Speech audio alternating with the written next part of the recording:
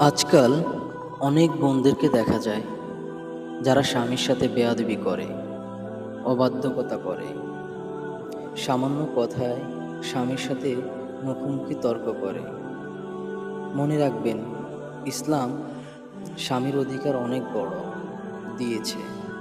রসুল্লাহ সাল্লাল্লাহু আলাইহিসাল্লাম বলেন, যে স্ত্রী তার স্বামীর কথা অমান্য করে তার উপর ফেরেশতারা সকাল থেকে সন্ধ্যা পর্যন্ত এবং রাত পর্যন্ত অভিশাপ দিতে থাকে, যতক্ষণ না সেই স্বামীর প্রতি সন্তুষ্ট হয়। সহিহ বুখারী শরীফের হাদিস এটি।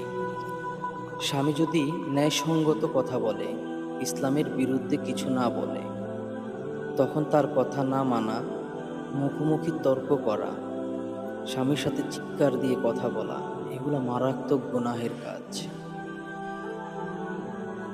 আপনি যত নামাজ পড়েন, রোজা রাখেন, দান সদকা করেন, সব বরবাদ হয়ে যেতে পারে স্বামীর প্রতি বেয়াদবির কারণে।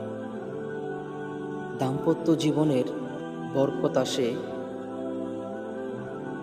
স্বামীর প্রতি সম্মান ও শ্রদ্ধার করার মাধ্যমে।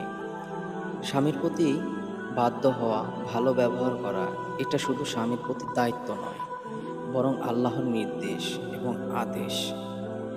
তাই যারা নিজেদের আখিরাতের চিন্তা করেন এবং আখিরাতে ভালো থাকতে চান, আজই আপনারা তওবা করুন। স্বামীর সাথে সুন্দর ব্যবহার করুন। স্বামীর সাথে কখনো বেয়াদবি করবেন না। স্বামীর সাথে সুন্দর করে কথা বলবেন। আল্লাহ রাব্বুল আলামিন আরও বলেছেন, আমি যদি আমার পরে কাউকে সেজদা করতে বলতাম, তাহলে প্রতিটা নারীকে বলতাম তার স্বামীকে সেজদা করার জন্য। তাহলে বোন, একবার চিন্তা করেন স্বামীর মর্যাদাটা কোথায়, আর আপনারা সেই মূল্যবান স্বামীকে অবহেলা করেন, তার সাথে মুখে মুখে তর্ক করেন, খারাপ ব্যবহার করেন।